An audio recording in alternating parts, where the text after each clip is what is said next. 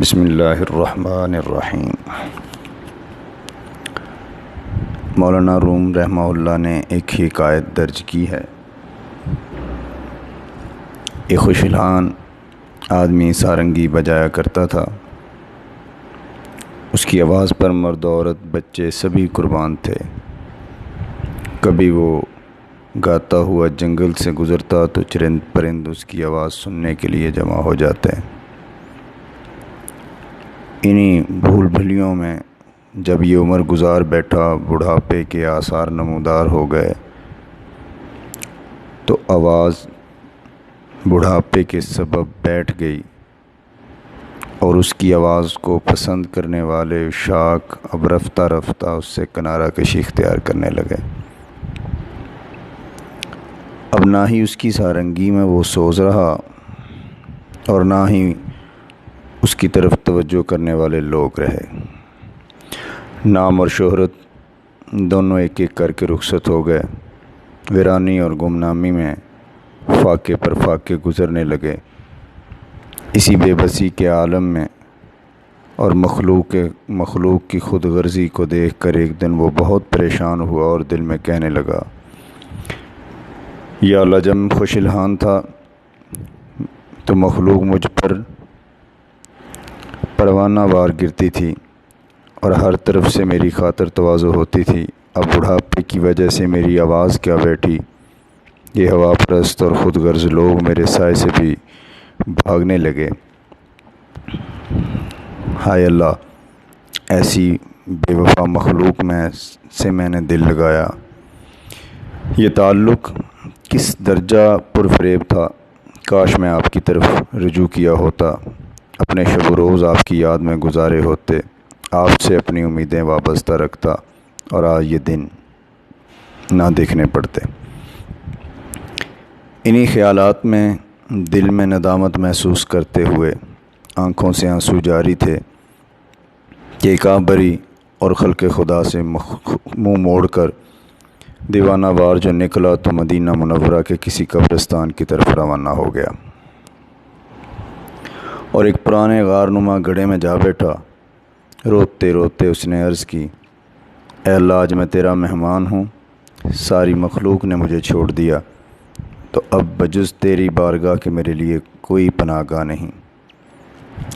اور آہوزاری میں مشغول رہا، وہاں روتا رہا، تنہائی میں بیٹھا آنسو بہاتا رہا اور دل سے نادم ہوا اپنی پرانی زندگی کے اوپر افسوس کرنے لگا کہ رب العالمین نے اس بندے کے بارے میں خلیفہ وقت سیدنا عمر کے دل میں خیال پیدا کر دیا اور آپ کو الہام کے ذریعے یہ بات آگاہ کی گئی اور کہا گیا کہ اس کی خبر لیں۔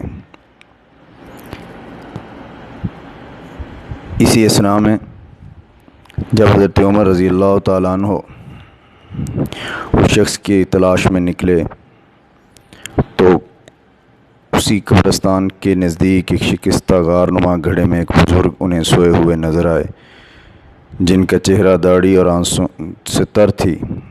انہی اشک ندامت سے ان کو یہ پیغام ملا، سارنگی بجانے والا بوڑھا کب خاص اور مقبول ہو سکتا تھا، مبارک ہو راز پنہاں، مبارک ہو۔ حضرت عمر رضی اللہ تعالیٰ عنہ اس غار کے سامنے کھڑے ہو گئے تاکہ بزرگ بیدار ہوں اور ان سے ملاقات کروں۔ اسی اثناء میں حضرت عمر کو چھینک آئی جس سے ان کی آنکھ کھل گئی۔ خلیفۃ المسلمین کو دیکھ کر وہ بوڑھا غلبہ ہیبت سے کانپنے لگا۔ حضرت عمر رضی اللہ تعالیٰ عنہ نے جب دیکھا کہ بوڑھا شخص یہ پریشان ہو گیا تو کہا، خوف مت کرو، میں تمہارے رب کی طرف سے تمہارے لیے بہت بڑی خوشخبری لایا ہوں۔ سارنگی بجانے والے کو جب آپ نے سارے حالات سے آگاہ کیا تو شکر و ندامت کا اس پر ایک حال طاری ہو گیا، اپنے ہاتھ کو ندامت سے چبانے لگا اور اپنے اوپر غصہ ہونے لگا۔ اپنی غفلت اور حق تعالیٰ کی رحمت کا خیال کر کے ایک چیخ ماری اور کہا، اے میرے آقا، اے میرے آقا، میں اپنی نالائکی اور غفلت کے باوجود آپ کی رحمت بے مثال کو دیکھ کر مارے شرم کے پانی پانی ہو رہا ہوں۔ جب سارنگی والا وہ بابا بزرگ خوب رو چکا اس کا درد حد سے گزر گیا تو اس نے اپنی سارنگی کو زمین پر پٹک دیا، توڑ دیا، اور یہ عہد کرتا ہوا، اپنی پرانی زندگی سے توبہ کرتا ہوا، اللہ و لعب سے اور نافرمانیوں سے توبہ کرتا ہوا اپنے لیے ایک راہ متعین کرتا ہے اور گریہ زاری کرتا ہے۔ حضرت عمر کی آنکھیں بھی اشکبار ہو جاتی ہیں، اور فرمایا آپ نے کہ اے شخص، تیری یہ گریہ زاری اب تیرے قلب و باطن کی صفائی کی دلیل ہے، تیری جان اب حق تعالیٰ کے قرب سے زندہ اور روشن ہو گئی۔ اللہ جل شانہ کے حضور گناہ گار کے آنسوؤں کی بڑی قیمت ہے، اور آپ صلی اللہ علیہ وسلم نے بھی فرمایا کہ سب سے بہترین گناہ گار وہ ہے جو گناہ کے بعد توبہ کر لے۔ اور ایک دوسری حدیث میں بھی آپ نے فرمایا التائب من الذنب کمن لا ذنب لہ، کہ گناہ سے توبہ کرنے والا ایسا ہے جیسے اس نے گناہ کیا ہی نہیں، اور حق تعالیٰ گناہ گار بندے کی ندامت سے نکلے ہوئے ایک آنسو کو شہید کے قطرہ خون کے ہم وزن رکھتے ہیں۔